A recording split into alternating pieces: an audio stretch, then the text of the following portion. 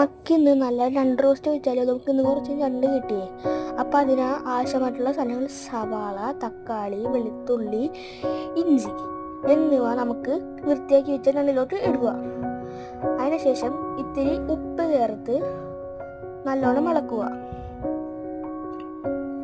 ഇളക്കിയതിന് ശേഷം നമുക്ക് നല്ലോണം വേവാൻ വേണ്ടി മൂടി വെക്കുക. അപ്പം നല്ലോണം നമുക്ക് വെന്ത് കിട്ടിയിട്ടുണ്ട് കേട്ടോ. നല്ലോണം ഇളക്കി കൊടുക്കുക.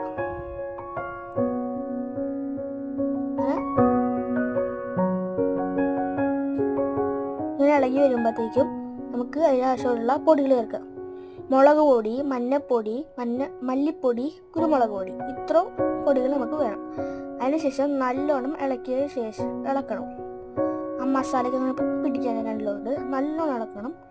അതിന് ശേഷം നമുക്ക് ഇത്തിരി വെളിച്ചെണ്ണ ഒഴിച്ചു കൊടുക്കുക. വെളിച്ചെണ്ണ ഒഴിച്ച ശേഷം നല്ലോണം ഇളക്കുക.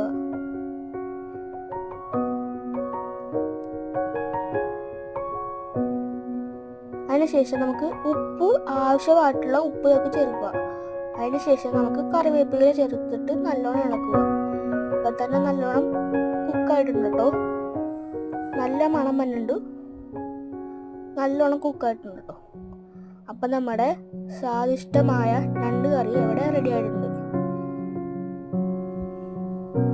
Thank you for watching this video.